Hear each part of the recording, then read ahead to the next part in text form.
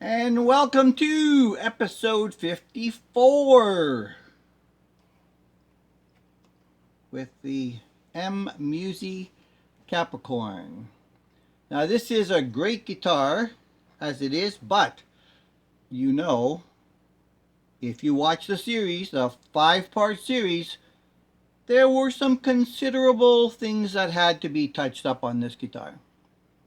And we had a problem with the spacer insert. I ended up screwing up this post, which I still haven't changed because I left it in there. And you know what? I received the one in the mail, and I'm wondering, which guitar does that belong to? Where am I supposed to put that?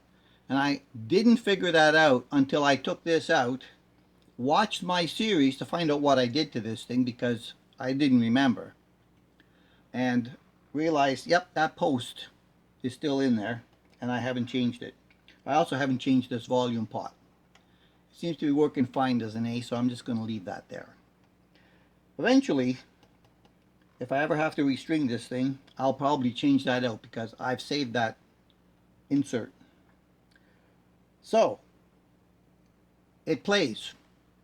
And for a 6-ish 0.7, 6-ish 0.9, and an 8.67, whatever it was here, It really puts out. Now that little playing I did with my 65 Deluxe, a little bit of overdrive from inside the software of the amplifier with the tube screamer. So the chain is, it's going to the tube screamer first, it's going to the overdrive in the amp, and then boom, out to you. So it's got good medium jumbo frets. They're all nice and smoothed up. I have put a string tree here, which is something I did not do initially. I did that just this week when I took this out, because this string was falling off. I did pull the neck a little bit north here, as tight as it would go, and tighten it down, which has helped with this string that was pretty close to the edge there. It's still pretty close to the edge, because those frets that are rounded, they don't actually go all the way to the end of the wood. So falling off the frets is pretty easy there. So that's one thing that they should really do a little bit something about, is maybe if they're going to round them off like that, either make them go to the end of the wood, or make the wood a little wider and make the frets a little wider by maybe a millimeter or two, so that you can do it. But the shape of this neck is really good. I mean, it feels really slim, and it is slim and roasted. And the locking tuners are doing their job. I've tuned it up. I still have just the original 2 springs that I put in there. I got the covers on now, of course. And it stays in tune. I've taken it out and I've tuned it up and I've played with it, and I put it here on the stand next to me, and then I'll go away for a day or more. I'll come back, I'll pick it up, and it's in tune. Unbelievable. I don't know where the whammy bar is. It's probably in the bag, which is, again, over there on the other side of the amp somewhere. So this was a really good buy. It was a return that was sent to J-Man in Prince Edward Island, and he took a picture of it and sent it to me and says, "Look what I got today. Do you want it?" And I said, yes, right away. There was no hesitation whatsoever. I didn't even know what it was going to cost me, but I said yes. And turns out that to pick it up for what he had to pay, plus a little bit, and a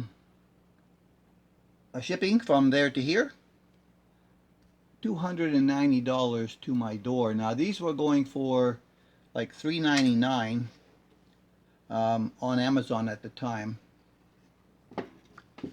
And then MUSI seems to have disappeared. You don't see them anywhere, or at least on Amazon. I don't know if there's anybody trying to resell them on eBay. But yeah, it's a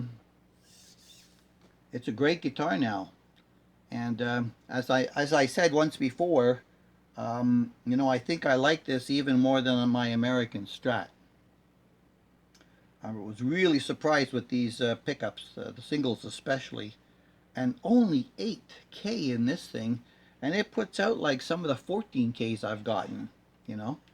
I can't explain it, but it does. So, it is what it is. It's just a beautiful, beautiful guitar. And I'm not sorry that I did the 2 volumes on it. Exactly what I wanted to do with it, and it does it. Indeed. Number 54, MUSI. I don't know what else there is to tell you about it. It's just like the cat's meow, you know. Out of all the Strats that I have, I think this one would be my top one. On the singles, I think my Bullfighter is probably number 2 with my American, the way I put it together. But this one, with all original pups, an original setup except for the volume change, yeah, I had to fix some things, but you know, worked out perfectly. The finish is just spectacular on this thing. I don't know why they sent it back to begin with, but I'm kind of glad that they did. And it ended up in my hands because I had been thinking about maybe wanting one of these, and I've been looking at them, and white would have been my choice over the greenish thing that they had.